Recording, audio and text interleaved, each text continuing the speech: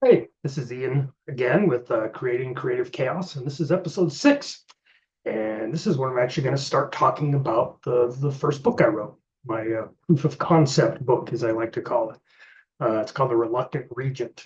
And so how I'm going to structure this is I will basically just be reading, probably one chapter per episode, and just talk a little bit about, put it up on the screen, and then also intersperse it with a little bit of the thinking process that went behind writing and some of the challenges and some of the things that I changed up that I would maybe do differently.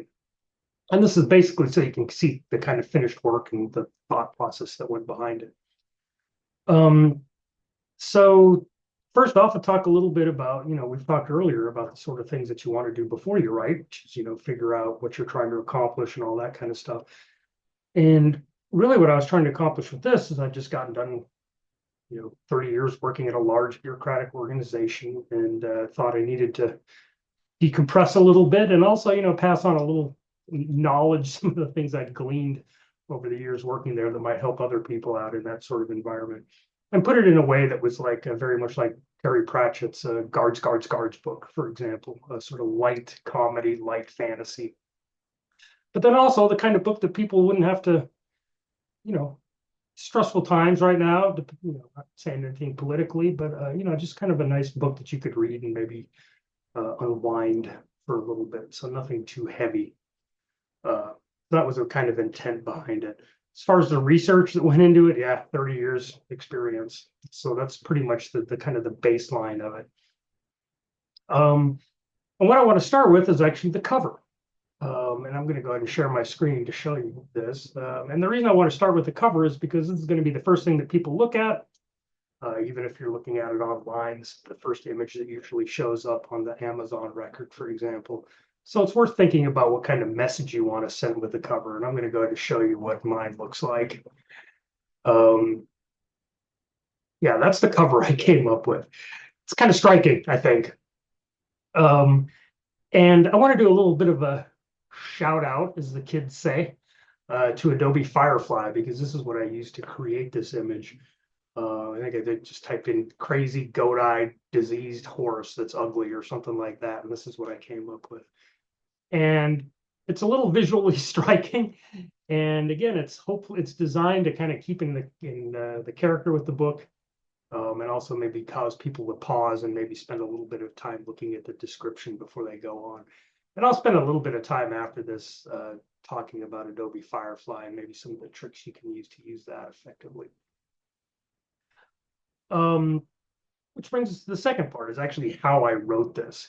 Usually the way I do things is I'll write, first draft is basically just putting crap down on paper so I have something to work with. I usually end up going through about 7 drafts of it, reading through it 7 times and making edits to kind of clean it up and make it something that's worth reading. That's just an arbitrary number I picked. But I would actually suggest, don't stress about getting everything right the first time. Just get something down on paper. And then once you have it there, at least for me, it's a lot easier to edit it and make it readable. Usually by the 5th time I read through it, that's when I usually do it chapter by chapter, but in the 5th time I put all the chapters together, make sure everything flows correctly. And then by the 6th time, I send it to my editor, Audrey, so she can take a look at it. And I would strongly recommend doing this, having somebody else at least read your stuff, because, she actually finds a lot of things that just because I was so involved in it that I didn't even see. So, so yeah, I would strongly suggest doing that. And then once I make her edits, that's the 7th time, and then I put it out in paper. And then after I put it out in paper, I also do an audiobook version. I've decided I'm going to start doing that. And I did an audiobook version for the Reluctant Regent too. And I'll put a link to the Amazon record if you want to look at it that way, purchase it without my commentary. Um, and after I go through this book, I think that towards the end there, I'll show you how to, like I said, maybe use Adobe Firefly, how to go through the Amazon process to upload your own book, and then even get into the audiobook version, a couple of tricks to doing that effectively. So that's that. that's how I'm going to approach it. And what I'm going to accomplish here today is going to be going through the introduction of the Reluctant Regent. So let me go ahead and share my screen and pull up a paper copy of that. Okay, so here's the PDF of the Reluctant Regent. First thing you'll notice that this is the revised edition. Again, this is my first thing that I've written that was longer than like college paper. And so after this had been out for about 6 months, I started thinking that maybe I should add an introduction, maybe set some of the ideology, some of the background that I was trying to go for with this book, set the tone, for example. And that's why I included this. I actually wouldn't recommend doing this. I would recommend maybe, if I had to do it again, I would actually maybe fold some of these things into the book more. But it's really hard to stop tinkering with these things, especially if you're uploading it to Amazon. It's too easy. So, but this is, again, my proof of concept first book, the first one I did. So I ended up doing a revised edition. And the introduction is what I was going to cover here today. So let me go down. This is the book. It's called The Reluctant Regent, revised edition, obviously. And let's get in, and I'm going to read the introduction. And then again, like I said, I'll have commentary after pretty much every paragraph. Okay. This is a story about humans. Human freaking beings, also known as, depending on context and who is doing the talking, Homo sapiens, Homo idioticus, those damn hairless apes, for DHAs, or top-heavy, fire-waving maniacs. Now, despite all these colorful names, most of which are richly deserved, believe me, the main trait that differentiates humanity from the rest of the animal and vegetable kingdom isn't our propensity to lighting things on fire or mindlessly repeating our mistakes while wondering why things aren't going to plan, or even creating hilariously complex and unworkable mating rituals.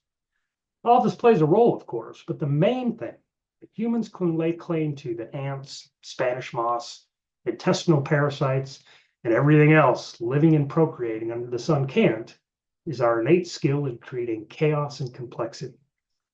It's central to who we are as a species and influences everything we do and everything we build. Simply put, it is us. I'm going to go a little bit of commentary here. First off, I'm going to notice the DHAs and the THFWMs that I put at the front.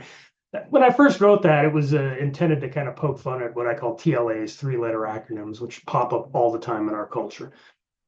But I found out that when I, reading it it's okay, it makes the point. But when I was actually reading it out loud for the audiobook version, it didn't work at all. So I basically cut that out. And that goes to the point of there's going to be a difference, I think, at least for me, between the written version of something and the audio version. So when I did the audiobook version of this, again, I cut out all that stuff, but I also had added in a little, probably about 4 or 5 different sentences, kind of clarifying a little bit about that central ideology that I wanted to make the point of here, which is, that humans are unique skill that we bring to the planet. Why we're the most interesting species on the planet, I think, is because we create complexity out of situations that don't necessarily require it. Mating rituals, for example, is a perfect example of this. You don't see hyenas out there going through these, complex, agonizing social situations just to get like a hyena mom or dad or marriage or however the hell they do that stuff. But humans do. It's because we've got big brains. That's what they're there for. So I added in a bunch of things there in the audio version, kind of clarifying that I think humans are the most interesting species on the planet. This book is about one of those things that differentiates us, I think, from all the other animals out there. And then I get to in a little more detail with paragraph 2. Consider this. Every other creature realizes that nature is not in any way, shape, or form a friendly or welcoming place. They know that everything else out there either wants to eat you, steal your shit, or lay its eggs inside you, and they react accordingly by eating, robbing, or impregnating anything within arm's reach. The aforesaid creature can do the same to them. Now, humans also do this. We just go about it with a little extra flair. we do it in the most complicated and inefficient way possible. For example, we delight in building cities because that's our main tool for nature avoidance. We also love to build said cities near active volcanoes because it's thrilling to watch them periodically get wiped from the face of the planet, at least if you're not living in it at the time. Another example, since lions and hyenas don't eat enough of us anymore, we regularly create ill-conceived social projects to wreak havoc amongst ourselves, ranging from economic plans designed to exploit each other more efficiently to new, awful yet innovative ways to organize ourselves. Now, when we create these social projects, we implement them so badly that we maximize the casualty rate and disruption caused whenever whatever utopia we've dreamt up inevitably collapses. It's fun, and it provides much amusement for everyone not directly involved in said project. Nature just isn't scary enough for us anymore. We need our cortisol fix, so we've got to improvise. We are a species of adrenaline junkies. Now, something you've probably noticed here is that I'm not following the text 100%. And that's because I think that, you could, and I know that there's audiobooks out there that do 100% follow the text, and they have all this, high level, processing, so everything comes out perfect. But to me, it just doesn't flow the same, I guess. If I'm reading something, I tend to be a little more rigid, whereas I'm reading, trying to say it out loud. Basically, there's a different way of doing it, and I kind of improvise a little bit. But again, you get the same sort of general idea. And it comes back to, again, that thing with complexity. And I think it's because our brains get bored, honestly. And that's why we make things more complicated than they have to be a lot of the times. But let's continue here. This brings us to one of humanity's greatest achievements, warfare. Again, we're talking about why we're adrenaline junkies here, how we get our cortisol fix. This is probably the flashiest way we jazz things up, and it allows us to show off our creativity by killing each other with things like flamethrowers, fuel air bombs, and bazookas. We engage in this activity regularly and with great enthusiasm. In fact, this trait is so ingrained that one of our main bizarrely conceived social projects, popularly known as religion, belatedly realized that things might be getting out of hand and timidly suggested, maybe we should stop with the massacring, or, maybe ease off a bit. Now, that idea lasted about 10 minutes before all parties involved began enthusiastically killing each other over their different opinions on how to implement nonviolence. We continue to fight endless, bloody battles over otherwise worthless patches of dirt, even if our religion explicitly forbids us from doing so. What can I say? Sometimes you just want to bludgeon someone, and using the excuse that they're occupying your magic pile of rock is as good as a reason to do that as any. Now, this is actually a section that I thought about after I wrote it and put it down. I'm not 100% sure. First, I was like, I don't believe that anymore. But then I was like, religion actually does, depending, and again, I'm not singling out any specific one here, but I was thinking that religion, if you use it one way, can be a model to make yourself a better human being. But if you use it another way, it's a way of kind of creating social cohesion so that you can go out and, massacre the other guys without feeling too guilty about it. So, one interpretation of religion is like, let's not massacre each other so much, okay? And then another use of it is like you're saying like, oh, well, no, we got to massacre these guys because they're heretics. So again, it's not saying something about not singling out a specific religion here. I think it's just how it used. So if I was to write this again, I might put a little more nuance in it. But in general, I think it makes the point that I was trying to make. Oh, and here I think here's where I get to what I think is probably the best example of humans' unique mindset. Probably the best example of humanity's rather unique mindset, however, is our approach to hygiene. Now, we realize that crapping in our drinking water isn't a good idea, and yet we do it anyway, usually while staring directly at whomever is telling us it's a bad idea. And then, of course, we whine when we get sick and promptly blame everything and everyone except what actually caused the problem in the first place. In a word, us being too lazy to walk 10 feet and dig a goddamn hole. Now, whatever created us And believe me, our differing opinions on that are yet another one of the many excuses we use to gleefully butcher each other. But whatever created us was either bored, insane, or had a warped sense of humor. And honestly, it was probably all three. But this raises the question, if we're so inept, how have humans managed to kill or drive off every other major animal that has threatened or even inconvenienced us? How have we managed to cultivate and grow crops, ranging from marijuana to cute little carrots? And how have we managed to build pyramids, libraries, functioning sewer systems, all while energetically paving over a goodly portion of our available cropland? First, I'm going to point out that that's more than one question. But that aside, I'm glad you asked, as the answer is as simple as it is bizarre. Whenever a disaster strikes, there's a concurrent uptick in the amount and volume of societal shouting, chair throwing, and whining. And once that shouting and whining reaches a certain threshold, it activates a small, unlucky, and easily exasperated section of humanity, which is gifted, or I would say cursed, with a clear-headed, logical view of the world and slightly above average problem-solving skills. These reviled individuals then fix the problem, which usually stems from inadequate planning and or badly built infrastructure. And then they go back to doing whatever they were doing before all the wailing started.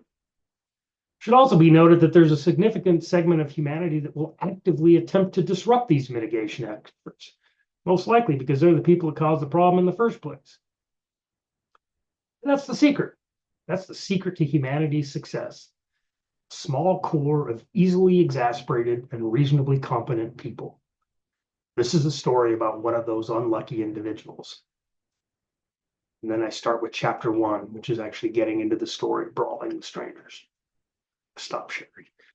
So actually, I want to say something right here. It seems like when I was reading through this, I was like, God, this seems a little, preachy, And I want to be 100% honest here. I do not consider myself one of these reviled people that has a logical view of the world and slightly above average problem solving skills. Honestly, if anything, I'm one of the people that's creating these unique and interesting problems that those people would be called upon to resolve. Dear God, when I was growing up, just the sheer number of times I was either trying to light myself on fire accidentally or light my friends on fire. It's amazing that I actually made it here. So yeah, when you read this, do not read it as if that I'm saying like, oh yeah, I'm one of these, competent people that solves problems, because that is not the case. Trust me. But again, that was the introduction. The whole point of this book, like I mentioned, and hopefully you got a little bit of that in the introduction, was to provide a lighthearted, sort of humorous escape from reality. Not too hippie-ish about that kind of stuff, but so there's some stuff there that you can think about if you want to. But it was intended as something that people could read to relax and maybe escape a little bit from, and then impart my wisdom that I've amassed about large bureaucracies as well. So that was the introduction. Next episode, which I'll either do next week or the week after, we'll start with chapter 1, which will actually get into the story itself. All right, and that is it, and I will see you guys next week.